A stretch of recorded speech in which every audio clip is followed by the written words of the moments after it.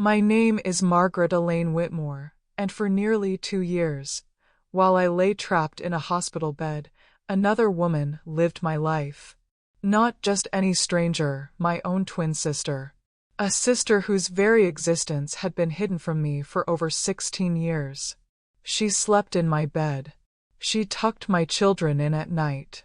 She kissed my husband as though she had every right to.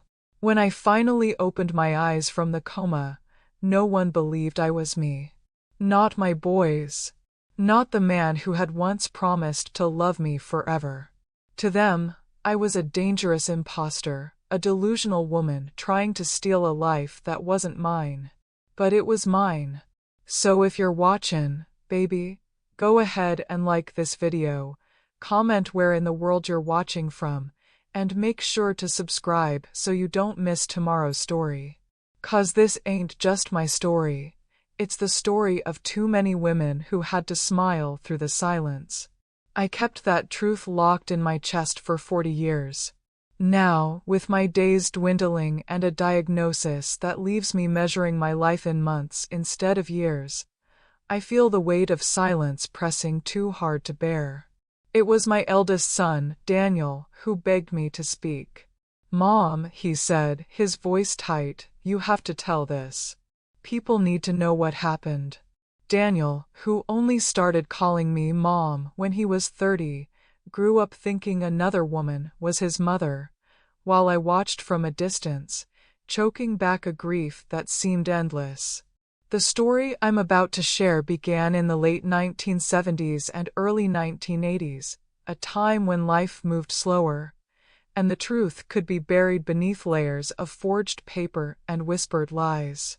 Back then, there was no instant internet search, no easy DNA test, no cloud of digital evidence.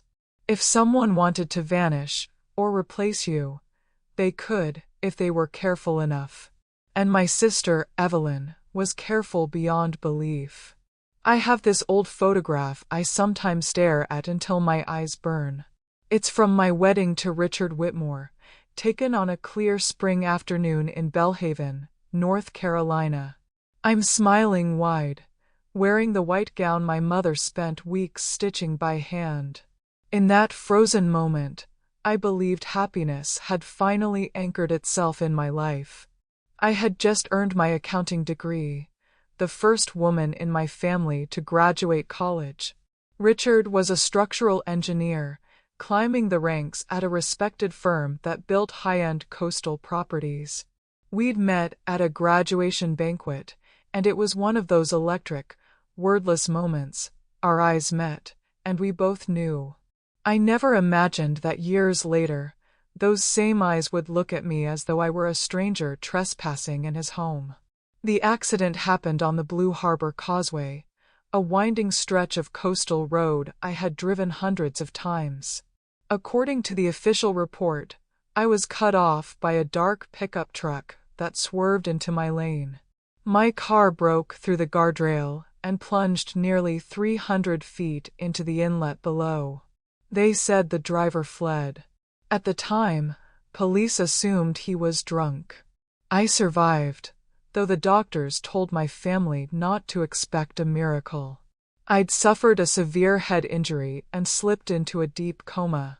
A year and 10 months passed in that twilight state. My body remained in the bed, but my mind floated in a strange, shadowed limbo, half dreams, half scattered shards of reality. I remember voices, though they sounded like they came from underwater. I remember hands adjusting my blankets, the prickle of sunlight across my eyelids, the taste of blood and metal in my mouth. And I remember her. Even in the coma, I could sense when she entered the room.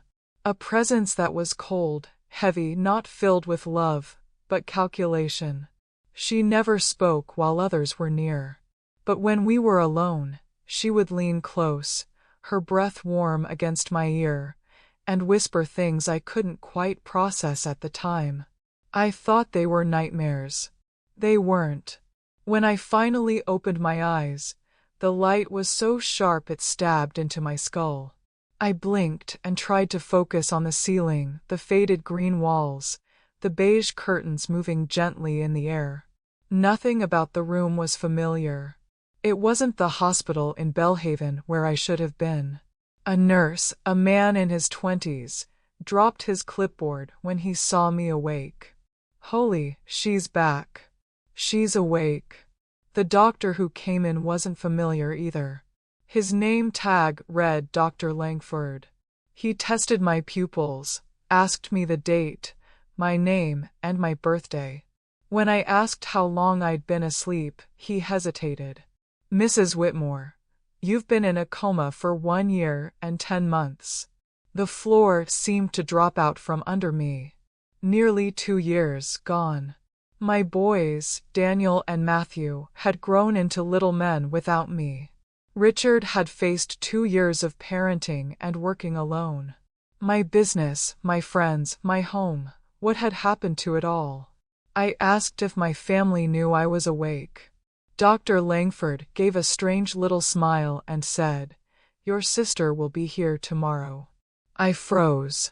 "I don't have a sister," I said. The doctor frowned. "She's been visiting you regularly. Brings news of your children and husband. She's your identical twin."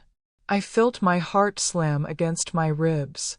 I did have a twin, Evelyn, but she had been given up for adoption at birth. I'd never met her. Never even seen a photograph. And now, apparently, she'd been in charge of my life while I was unconscious. It didn't make sense. Why her and not Richard? Why was I in Fairview Regional Hospital, over 100 miles away from my hometown? And why did I feel like something far darker than coincidence was pulling the strings? That night, I decided, as soon as I could stand, I would find a way to get home. I didn't know yet that home would no longer feel like mine. Right. Part 2. By the time the discharge papers were signed at Fairview Regional, my hands wouldn't stop trembling. The nurse, Jonah, a soft-spoken 20-something with tired eyes, pressed a few crumpled bills into my palm like contraband. "Pay me back when you can," he said. "Just get somewhere you feel safe." Safe. I rolled the word around my mouth like a foreign candy and tasted nothing. I wrapped myself in a borrowed coat, the kind that smells like disinfectant and storage closets, and left the hospital with a cardboard bag holding a toothbrush, a comb, and a paper cup of hope I tried not to spill. The bus south toward Belhaven, North Carolina bucked and hissed along the marsh flats and scrub pines. The windows were greasy with fingerprints. Outside, a pewter sky skimmed over the water like a lid no one could open. I counted mile markers and rationed courage. The world kept moving as if no one had noticed that time had cleaved in me, leaving an old life on one side and a question mark on the other. When the bus finally coughed me onto Shoreline Avenue, I stood for a long time at the curb, shivering in the late wind. Belhaven looked familiar and wrong. A new cafe where the hardware store had been. Fresh paint on the lighthouse mural that once flaked in summer heat. The map in my bones still pointed home, but the street refused to say my name. I flagged a taxi because my legs weren't ready for the long walk up to Camellia Court. The driver kept glancing in the rearview, at my hollow cheeks, at the too short hospital haircut, at the band of gold still circling my finger like a stubborn truth. "Long day, ma'am?" he asked. "Long couple of years," I said, and let the silence do the rest. When the cab turned onto our cul-de-sac, the breath left me. The lawn I'd overseeded every spring now held neat squares of roses I never planted. The porch swing was gone, replaced by a teak bench with clean lines and the kind of cushions that don't belong outside. My hand hovered over the bell. For one foolish second, I expected my boys to fling the door open and crash into me. A tangle of elbows and promises. I pressed the button. The chime sounded too bright. The door opened. I was looking at my own face. Not a hazy echo, Not a family resemblance, a mirror image sharpened by rest and good lighting. Evelyn. Her eyes flashed with something raw fear, calculation, recognition, then settled into a practiced warmth. My God, she breathed. You're awake.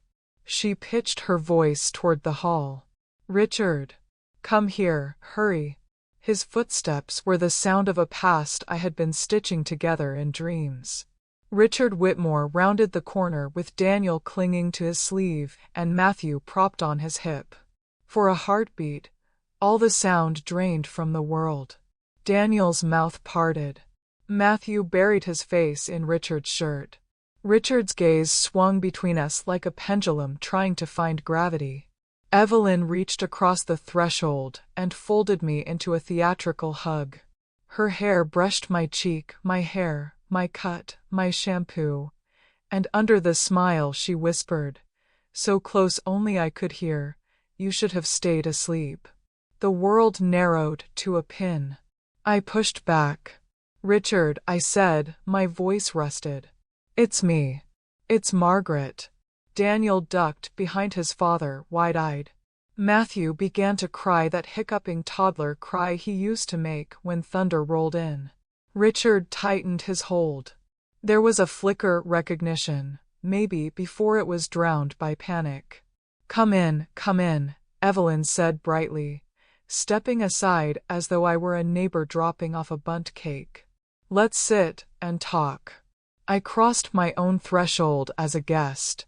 The foyer smelled of lemon oil and something else, orange blossom, her perfume, not mine.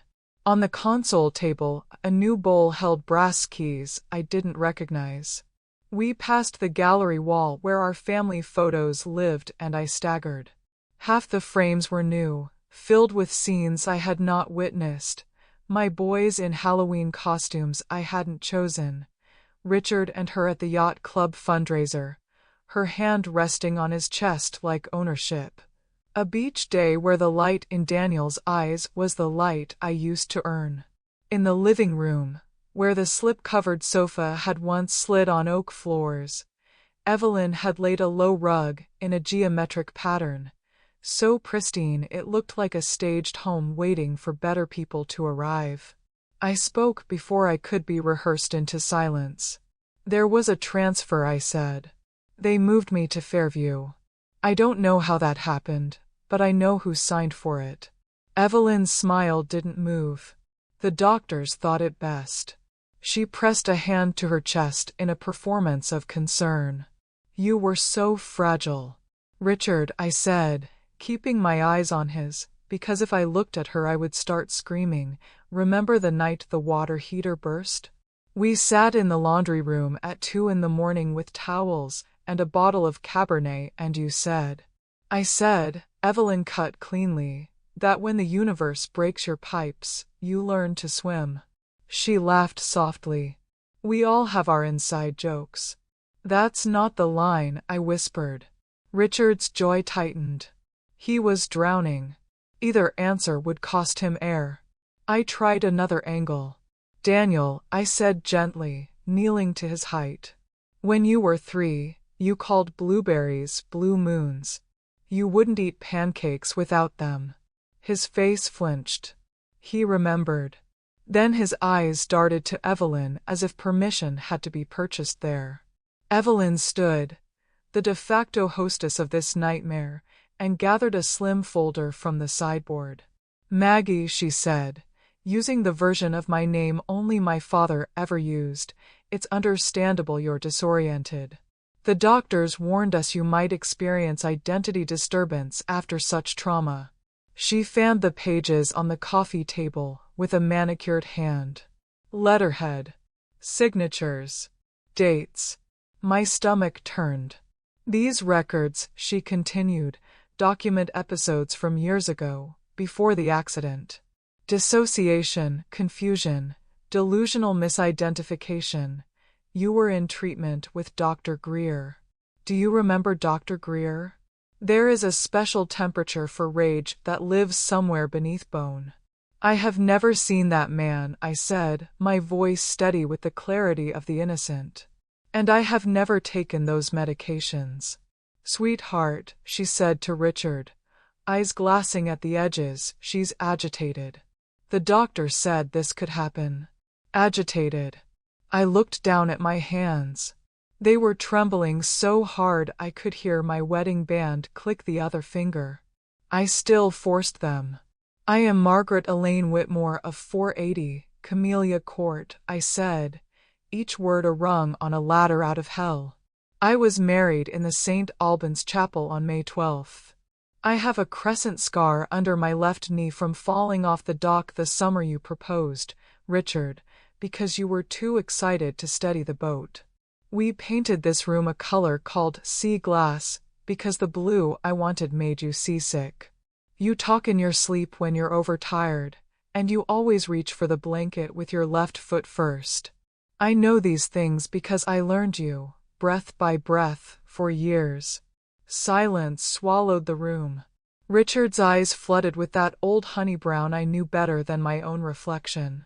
The boys stopped sniffling. For one luxurious second, Truth stood up and asked to be chosen. Evelyn's expression cooled by a single degree. It was enough to freeze a lake. Richard, call the sheriff, she said softly, with the authority of someone who had been practicing for nearly 2 years. We need to get her back to a facility before she hurts herself. The sound I made then had no translation. You forged this, I said, tapping the stack of papers until my finger throbbed. You forged the transfer, you forged the diagnoses, and you forged yourself into my life. You're ill, she countered, sorrow poured over steel. And I'm trying to help. I turned to Richard, because even sunlight can change its mind. You know. I didn't ask a question. You know me. For a beating instant he did. Then Matthew hiccuped a fresh cry, and Richard folded around the children like doors closing. Maybe, he managed, it's best if you get some rest. For now. The siren came small from the end of the street and swelled into our living room. Belhaven County Sheriff in block letters. The blue and red light wrote accusations on the walls. Neighbors peeked through blinds, because that's what neighborhoods are built for. 2 deputies stepped in, polite, practiced, faces arranged for incidents with paperwork. They listened to Evelyn's calm summary. Emergent discharge, documented mental health history, agitation. They looked at me the way people look at broken things in museums. Without touching. Ma'am, one said, we're going to need you to come with us. This is my house, I said. The words felt like stepping into shoes someone else had warmed. Evelyn lifted the folder. A notarized deed sparkled. New signatures. New reality. It's mine, she said sweetly. Please, I tried once more, focusing the whole of myself into a single point, Richard's eyes. Don't do this. I saw the ache. I saw the calculation. I saw him choose the recipe that burned the slowest. I'm sorry, Maggie, he whispered, and I waited for him to say my name, the way you say it when you mean it, but he didn't. He tucked our sons behind him. Evelyn drew them closer. My family became a painting I was not in. They ushered me out. The porch steps that had felt each season under our heels were suddenly the steepest in the world. The air smelled like rain and lemon oil, and a new life I wasn't invited to. As the cruiser door closed on me, Evelyn lifted her hand and smiled. From anyone else it would have been neighborly. They didn't book me. The deputies were kind the way people are kind to stray dogs, food, a blanket, no eye contact. A social worker named Marta coaxed questions from me until the answers came out like dents. She found me a bed at the Grace Harbor shelter, where the cots held a chorus of quiet breathing and the fluorescent night hummed like a tired angel. I learned the new geography of survival, which churches served breakfast without a sermon, which laundromats had back chairs no one claimed, How to tuck grief under your tongue so you could speak around it. My palms learned bleach and borrowed work. On good days, I cleaned rental cottages on the North Shore, places with names like Pelican's Rest and Three Tides. On bad days, I stared at the ceiling tile seam over my cot and tried not to hate a God who insists that mercy and mystery share a root. After a week of not being able to pass the entrance of Camellia Court, the patrol car idled there every evening like a school crossing guard. I walked instead to Front Street, where my office had been. Whitmore Accounting used to sit above a quilting shop that smelled of starch and stories. The old stairs creaked to my rhythm. At the landing, I stopped. The hand-painted sign was gone. In its place, Whitmore and Lark Financial in brushed steel, the ampersand looped like a noose. The door was painted a tasteful slate that had never known my key. Through the glass, I saw what my eyes refused and then accepted. My desk rearranged to face the window, my filing cabinets replaced by sleek units sleeping under code locks. A receptionist I didn't know sat at a counter I hadn't ordered, tapping on a keyboard with red nails. She looked up and flinched. "Mrs. Whitmore," she said, and her relief was odd, as if a recurring dream had stepped into daylight. "Oh. Sorry, I mean," she trailed off, realizing there were two of me in the world and only one of us got mail. "I'm Margaret," I said. It felt like clearing a throat the size of a mountain. "Is Richard in?" "Mr. Whitmore's at a site visit," she said.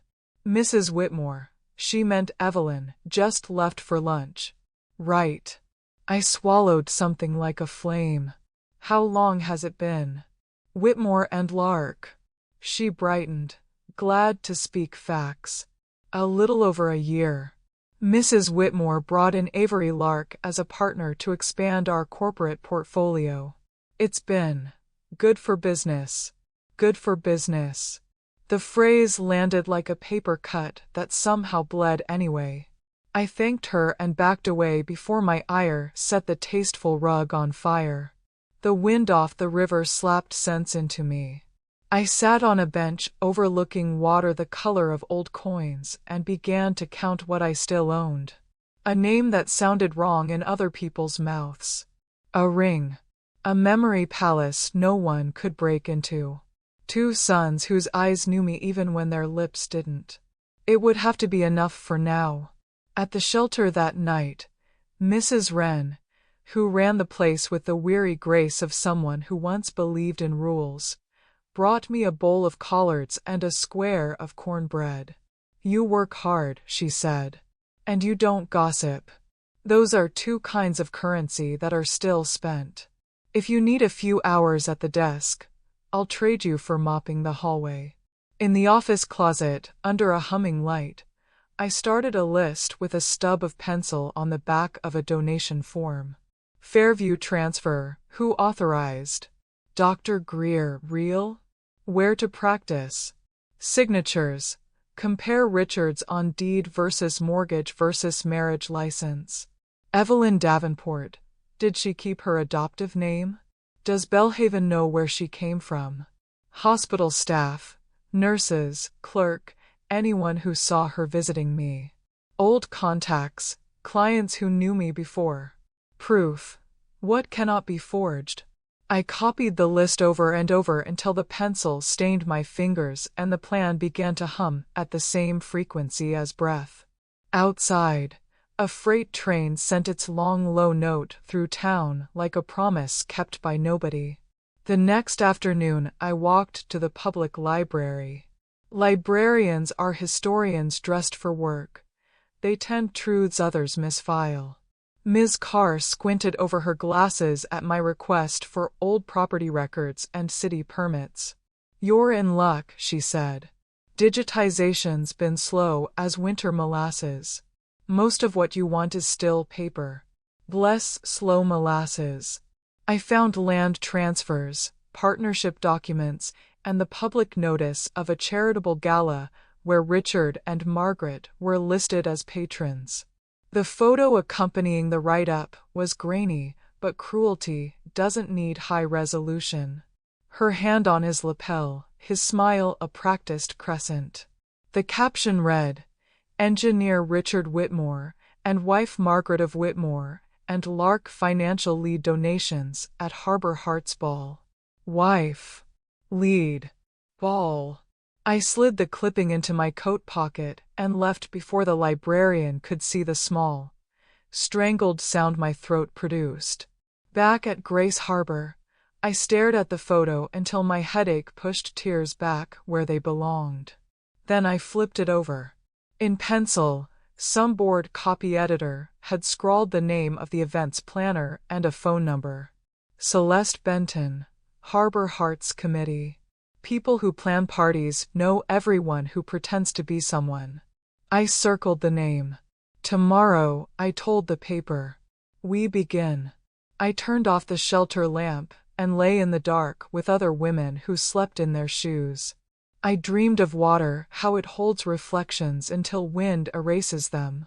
Just before sleep took me under, the office phone at the front desk rang. One of those old rotary models that sound like a heartbeat if you're listening wrong.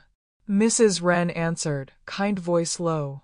She knocked on my door a minute later, the corridor light making a halo of her hair. Margaret, she said, passing me the receiver with a look I couldn't read. It's for you. A woman's voice waited on the line, cool as river shade. You don't know me, she said. But I watched her walk into your life in a dress she didn't earn. I can tell you how she got the keys. The line cracked with distance, then cleared, as if fate itself leaned in. Meet me tomorrow, the voice said. I kept the records everyone else misplaced. Bring a pen. I hardly slept after that call. At Grace Harbor Shelter, the air at night always hummed with a low, constant drone, the whisper of the heating vents, the faint rustle of people shifting in metal cots, the occasional cough that sounded like it belonged to a ghost. But that night, every sound was magnified. My pulse wouldn't slow. I kept replaying the woman's words in my mind. I watched her walk into your life. I can tell you how she got the keys. The keys. That was no metaphor. She meant real keys. To my house, my business, my marriage. Whoever she was, she had information. And information, I'd learned, is rarer than sympathy. Morning came cold and thin. Mrs. Wren slid a mug of watery coffee toward me in the dining room. Long night, she asked. Something like that, I murmured, my hands wrapped around the mug like I could draw heat into my bones. I told no one about the phone call. In my new world, trust had to be rationed like food during a storm. The meeting place was Harper's Diner, a squat brick building on the edge of Belhaven's old dock district. I remembered it from before the accident. Richard and I had eaten there a few times when we were first married. The floors were checkered tile, the kind that made every scuff visible, and the air always smelled faintly of fried shrimp and burnt coffee. I arrived early. Sat in a booth facing the door. My fingers drummed the chipped formica table until the waitress, a young woman with tired eyeliner, slid a menu toward me. Expecting someone? She asked. Yes, I said, and didn't explain further. 10 minutes later, she walked in. Mid-40s, sharp-featured, with chestnut hair streaked silver at the temples. She wore a trench coat that looked too expensive for this side of town, and her eyes scanned the diner like someone who'd been followed before. She slid into the booth opposite me without small talk. You're Margaret, she said, as if confirming a bet with herself. And you are? Lydia Crane, she replied. I used to work for your husband. That landed like a stone in my stomach. Richard? She nodded. Office manager at Whitmore Accounting. 6 years. Until she came along. She reached into her bag and placed a manila envelope on the table. It was worn at the corners, the flap sealed with a single strip of brittle tape. "What is this?" I asked. "Everything I could salvage before she shut me out," Lydia said. "Emails. Copies of transfer requests. Signatures."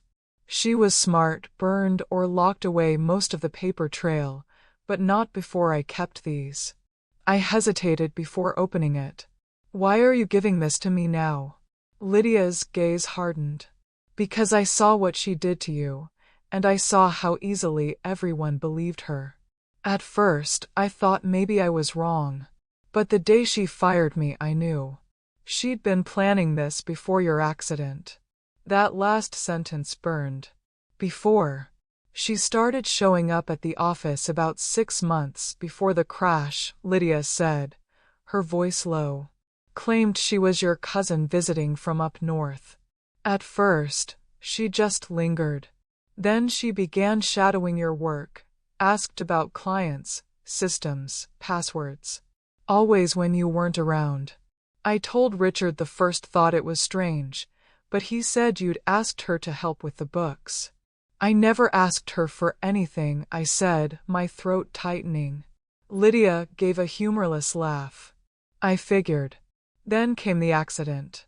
The day after you went into the coma, she walked in wearing your perfume and carrying your purse. She had new ID cards, all with your name, all issued that week. I asked her where she got them. She smiled and said, 'It's easier when you know the right people.'" The waitress brought our coffee, breaking the tension for a moment. I took a sip, the bitterness grounding me. "What's in here?" I gestured to the envelope. "Is it enough to prove what she did?" Lydia's eyes narrowed. "It's enough to plant doubt. Enough for a good lawyer to start pulling threads." "I don't have a lawyer," I admitted. "I don't even have a real address." She studied me for a moment, then leaned in. "Then you need to be careful. Because if she finds out you have this, she'll do more than call the sheriff."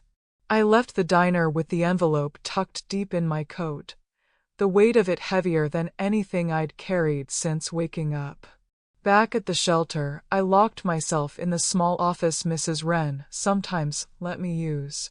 I opened the envelope and spread its contents on the desk. A photocopy of a hospital transfer request from Belhaven General to Fairview Regional, signed by Margaret Whitmore, only it wasn't my handwriting. A letter from Dr. Greer recommending a change of care facility due to family stressors and environmental triggers. I had never met Dr. Greer. Copies of 2 property deeds showing a transfer of ownership from Richard and Margaret Whitmore to Richard Whitmore and Margaret Davenport Whitmore. Davenport, Evelyn's adoptive name. A bank withdrawal slip for $42,000, my signature forged. And last, a grainy black and white photocopy of a driver's license photo that wasn't mine, Evelyn's face under my name. The rage that rose in me was almost a physical thing. My hands shook, and for a moment I wanted to run straight to Camellia Court, shove these under Richard's nose, and demand to know how he'd slept at night. But then I remembered Lydia's warning. If she finds out you have this, she'll do more than call the sheriff. That night, I sat on my cot and stared at the evidence until the fluorescent light overhead clicked off at midnight. I made a decision. If Evelyn had stolen my life by knowing every detail of it, then I would take it back the same way. Quietly. Patiently. From the inside out. The next step was to see my boys. I hadn't been near Camellia Court since the deputies had removed me. But I knew Daniel's school, Belhaven Elementary, still had an open playground in the afternoons. I could stand across the street, watch him walk out, remind myself that his laugh still existed in the world. The following day, I went. At 3:15 sharp, the school doors burst open. Children spilled out, backpacks bouncing, voices shrill with release. And then I saw him, Daniel, taller now, hair curling at the edges like his father's. He laughed at something his friend said, and for a moment, the ache in my chest was both unbearable and beautiful. Then, just as quickly, the air went cold. Evelyn was there, waiting at the curb in my old car. Daniel spotted her, ran to her, and hugged her waist. She bent down, kissed the top of his head, and glanced up directly at me. Her smile was slow, deliberate. She raised her hand in a little wave, then mouthed words I couldn't hear, but didn't need to. "You'll never get them back." I walked away from Belhaven Elementary before the principal or a concerned parent could decide I didn't belong there. My hands were fists deep in my coat pockets, crushing the lining into creases. Evelyn's smirk still burned behind my eyes. She wanted me to know she'd seen me. She wanted me to feel cornered. And for a moment, it worked. But then a stubborn thought slid into my mind. If she knew I was watching, that meant she'd be watching back. Which meant she was worried. And if she was worried, she wasn't untouchable. Back at the shelter, Mrs. Wren caught me in the hallway. "You have a visitor," she said, tilting her head toward the common room. The man waiting by the coffee table looked out of place among the second-hand couches and scuffed floors. Detective Cole Barrett, tall, weathered, with the sort of face that made you think he'd seen every version of human deceit. He wore a brown leather jacket that had been repaired more than once and carried a small notebook in his hand. "Mrs. Whitmore?" he asked when I approached. I nodded warily. "Which one?" He gave a thin smile. "The real one, I'd like to think." We sat at a corner table. He flipped open his notebook. "I worked a case a couple of years ago," Barrett began. "Identity theft. Long con. A woman took over her cousin's life. It took 18 months to untangle. Your name came up during that investigation. Not as a victim, but as a related party." He used air quotes. "When I heard you were back in Belhaven, I thought maybe you'd want to talk." I leaned forward. "What exactly do you know about Evelyn?" He glanced around before lowering his voice. "Not enough to charge her yet. But enough to know she's been playing a long game. She's used at least 3 other identities in the past decade. Always women with some connection she can exploit. She can disappear, one way or another." The envelope from Lydia Crane was burning a hole in my bag. "I have documents," I said. "Forged signatures, fake transfer forms. I can prove she's not me." Barrett's expression darkened. "That's a start. But proving she's not you and proving you are 2 different battles. She's laid down a paper trail that says otherwise." "Then we fight both battles," I said. My voice didn't shake this time. He pulled a card from his jacket and slid it across the table. "My cell number's on the back. Don't leave messages, she might have ways of listening. We met in person. You decide where." "Why help me?" I asked. Barrett shrugged. "Because I've seen too many people like her walk away smiling. And because," he hesitated, "because someone else tried to warn me about her 2 years ago. She died in a car crash before she could testify. I don't believe it was an accident." That night, I spread the documents across my cot, studying them until the print blurred.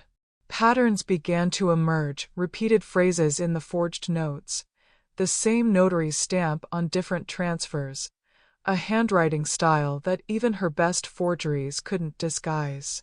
Barrett was right. It wasn't just about proving Evelyn was an imposter. I had to dismantle the entire story she'd built around me. The next morning, I took a risk. I called Lydia Crane from a payphone 2 blocks from the shelter. "I need the original copies," I told her. "Not just scans or photocopies. Originals." They're in a storage unit in Fairview, she said. I kept them after she fired me. I didn't know if I'd ever use them, but I couldn't throw them out. Can you meet me there? A pause. If she's got eyes on you, she'll have them on me too. We'll need to be careful.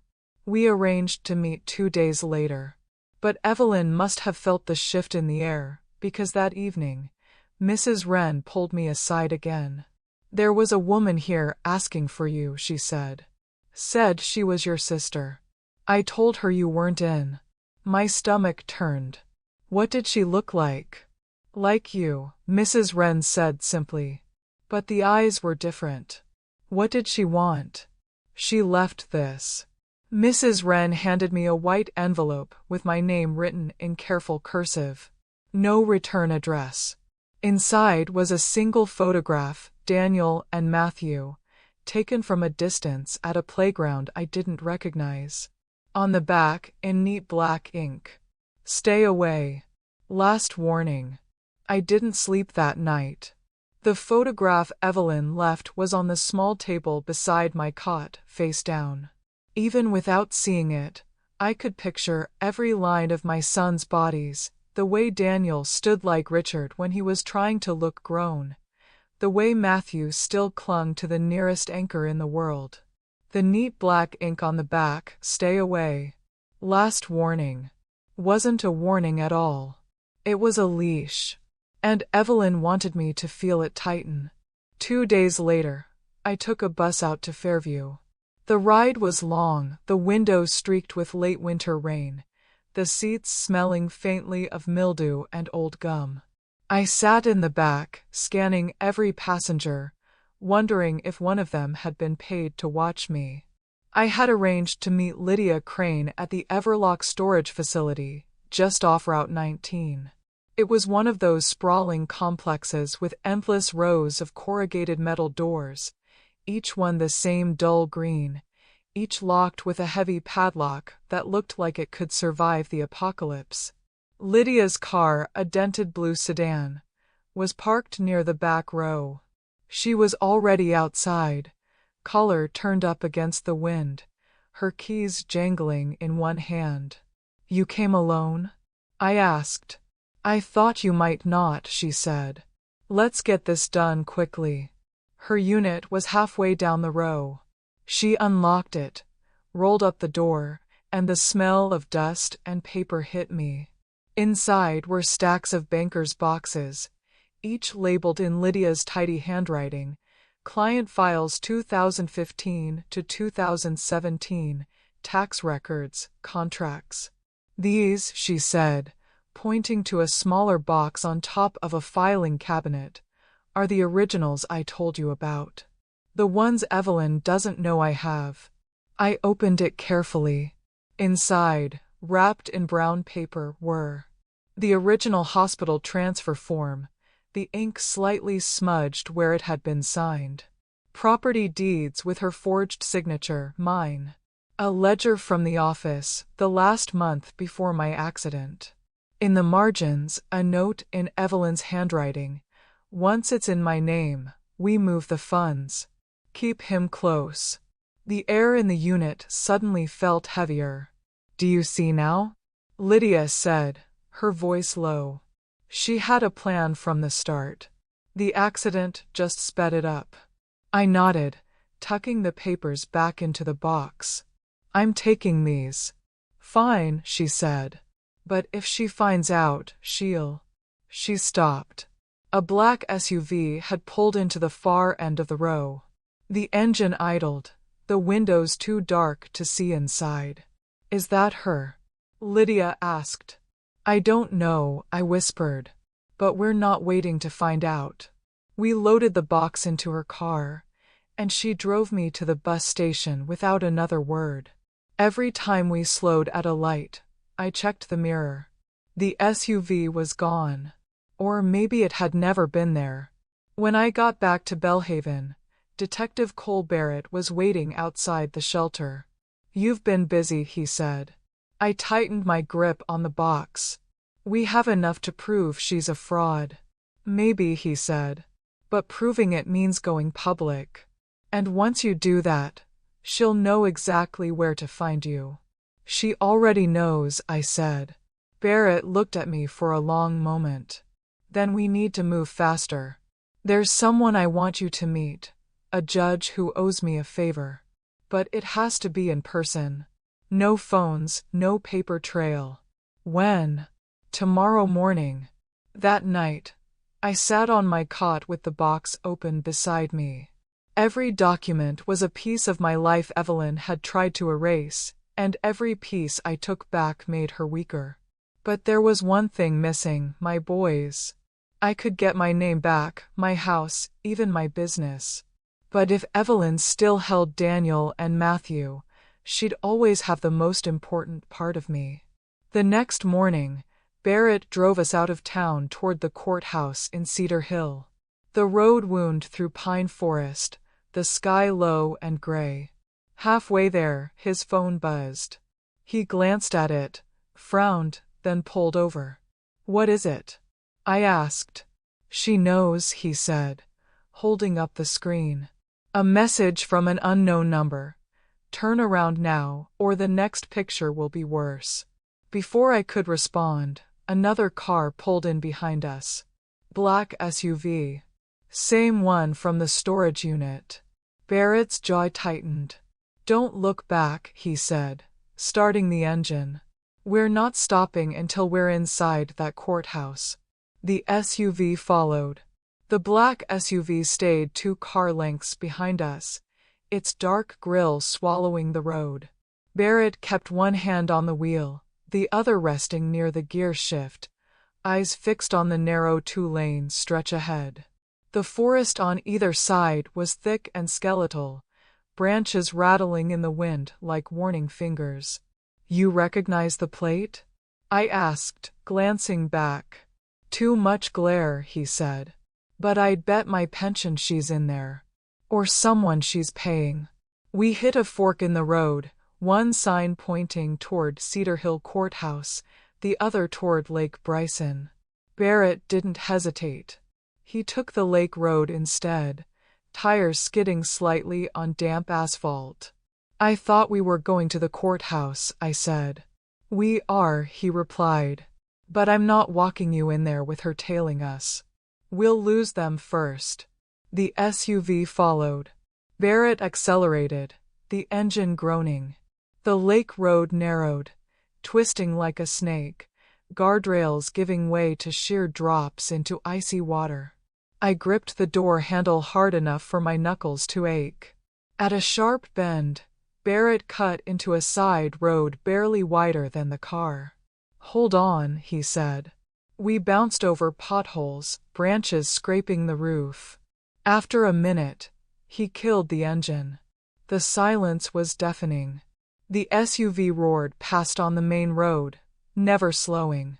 We waited another 2 minutes before Barrett eased back onto the pavement and took the long route into Cedar Hill. By the time we reached the courthouse, my heartbeat had settled into a steady, angry thud. Inside, Barrett led me down a quiet hallway to an unmarked door. He knocked twice, then once more after a pause. The door opened to a small office cluttered with case files and coffee cups. Behind the desk sat Judge Miriam Harlan, silver-haired, sharp-eyed, the kind of woman who could silence a room without raising her voice. "Cole," she said, standing to shake his hand. "And this must be the real Mrs. Whitmore." Barrett explained in clipped sentences the coma, Evelyn's arrival, the forged documents Lydia had saved. Judge Harlan listened without interrupting, her hands folded on the desk. When he finished, she turned to me. "Do you understand what you're asking for? This isn't just proving you are who you say you are. It's tearing down every legal claim your sister has built. Property, finances, even custody. She will fight, and she will be vicious." "I understand," I said. "But if I don't do this, I'll spend the rest of my life erased." The judge leaned back, studying me. "Then we'll start with an injunction, freeze all property transfers, block access to certain accounts. It won't stop her from trying to maneuver, but it will slow her. She slid a form across the desk. Sign this. It gives me authority to request the freeze on your behalf. I signed, my hand steady for the first time in weeks. We were halfway down the courthouse steps when Barrett's phone buzzed again. He frowned at the screen. What? I asked. It's from a restricted number, he said. He opened it. A single image filled the screen. Daniel, sitting in the back seat of my old car. A hand, not his, holding a folded piece of paper in front of him. On the paper, in thick black marker, stop or else. The bottom fell out of my stomach. She has them, I whispered. Barrett's jaw tightened. She's escalating. She knows we've started moving against her. I swallowed hard. Then we stopped playing defense. Back at the shelter, I locked the door to the small office and called Lydia from the judge's landline. She has the boys, I said. Lydia's breath caught. Then you need to know something. She's not keeping them at the house. There's a cabin she's been using. Her adoptive parents left it to her. It's outside of Fairview, near the old railway line. I only know because I saw her there once, years ago. I wrote down every detail she gave me, the back roads, the rusted mailbox, the path through the trees. Barrett's voice was grim when I told him. If that's true, it's our chance. But we go in carefully. If she suspects we're coming, she'll vanish with them, I finished. That night, I lay awake listening to the hum of the vents, the distant hiss of rain against the windows. I thought about the first time I held Daniel, the way he'd fit in the crook of my arm like he was meant to be there forever. I thought about Matthew's laugh when he saw his first snow. And I thought about Evelyn's smile at the schoolyard, her hand on my son's shoulder like it belonged there. No more. We left before dawn. Barrett drove without music, his eyes fixed on the pale strip of road lit by the headlights. The box of evidence from Lydia sat between us on the seat, the edges worn from my hands gripping it over and over like a talisman. The directions to the cabin were burned into my mind, past the rusted water tower, over the old wooden bridge, left at the leaning pine that looked like it was bowing to the earth. By the time we turned onto the dirt road that led into the woods, the sun was nothing more than a suggestion behind the clouds. The cabin appeared suddenly, squatting in a small clearing. Its paint was peeling, the front porch sagging in the middle. A wind chime made from bent spoons clinked lazily in the breeze. Barrett parked far enough back that the trees swallowed the car from view. We moved on foot, our shoes sinking slightly into the damp earth. From 30 feet away, I saw movement at the window, a small shape. A child. My heart leapt. Daniel. Barrett held up a hand, signaling me to stay back. He approached the porch quietly, testing each step before putting his weight down. Then he knocked once, firm but not aggressive. The door opened a crack. Evelyn's face appeared, framed by hair that was now pulled back into a severe bun. She didn't look surprised. I was wondering when you'd get brave enough, she said. Where are they? I demanded, stepping forward despite Barrett's warning. Her eyes slid to me, slow and cold. Safe. For now. Barrett's tone was measured. We can do this easily, Evelyn. You know what you've done. Let the boys go, and we settle this in court. She laughed, sharp, humorless. Court? You think a judge will side with a woman who can barely prove she exists? Do you think these papers mean anything? She nodded toward the box in Barrett's hands. I've rewritten every chapter of your life, Margaret. All anyone knows now is my version. Before Barrett could respond, a voice came from behind her. Mom. Daniel stepped into view, his eyes moving between us. Confusion furrowed his brow. "That's not your mother, sweetheart," Evelyn said, her hand resting on his shoulder. "Yes, I am," I said, my voice breaking. "Daniel, it's me. I'm your mom." He hesitated, just for a heartbeat.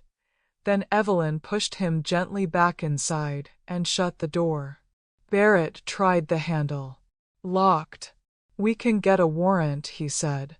"She'll be gone by then," I replied. "You know it." We circled the cabin, looking for another way in. The back door was padlocked, the windows shut tight. But through the glass of one window, I saw movement again, this time both Daniel and Matthew, huddled on the couch. I tapped the glass lightly. Daniel's head snapped toward me. "Stay quiet," I mouthed. He stared for a moment, then nodded almost imperceptibly. Barrett called in to a deputy he trusted, giving him the location and stressing the need for speed. We stayed by the back corner of the cabin, out of sight from the front, listening for any sign of movement inside.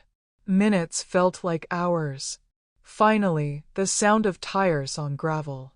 2 sheriff's vehicles pulled into the clearing, lights flashing.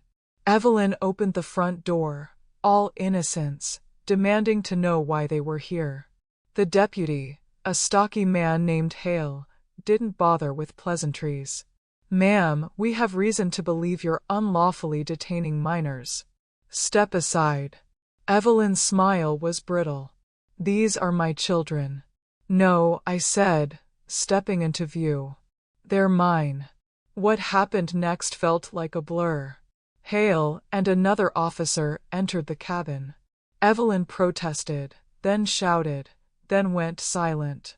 Daniel and Matthew were led out, both of them looking dazed but unharmed. Daniel hesitated when he saw me. Then, slowly, he stepped forward. You know my birthday," he said, like it was a test. "April 3rd, I replied instantly. "The day you came into my life and made it brighter than I ever thought possible." Something in his face shifted. He took another step toward me. Then another. And then he was in my arms, Matthew pressed against my side. Evelyn was escorted out in handcuffs, her eyes locked on mine. "This isn't over," she said. "I know," I replied. "But it's over for today."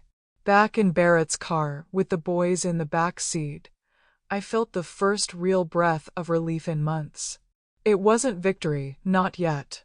Evelyn still had her lies, her connections, her ability to twist reality until it suited her. But I had my children. And I had proof. And for the first time since I opened my eyes in that hospital bed, I believed I could win. You know, when you've lived long enough, you learn that battles are rarely won in a single day. Some victories are quiet, soft, like a child's arms wrapping around you after too many nights apart, like hearing your name spoken without doubt. For months, I was a shadow walking in my own life, watching another woman wear my skin, my name, my place at the table. And there were days I thought, maybe the world had already decided who I was. Maybe it didn't matter anymore. But the truth? It always matters. Because there is no substitute for the truth. It waits, patient as stone. And when it's ready, it will rise up and it will be seen. Evelyn thought she could rewrite me. But I've learned that no thief can steal the part of you that remembers. The part that knows where the love lives. To every soul who's been pushed out of their own story, I see you. And I want you to know, there is still time. Even if they've locked every door, there is still a key somewhere. Sometimes it's in the hands of a stranger. Sometimes, it's in your own pocket, waiting for you to be brave enough to use it. If my story has touched you, please like this video, share it with someone who needs to hear it, and make sure to subscribe so you never miss the next chapter. Your voice, your presence, help stories like mine find the people who need them most. My name, is Margaret Whitmore. And today I am home. Until next time, my friends, keep your light. And if the night feels too long, remember, the sun always remembers where to find you.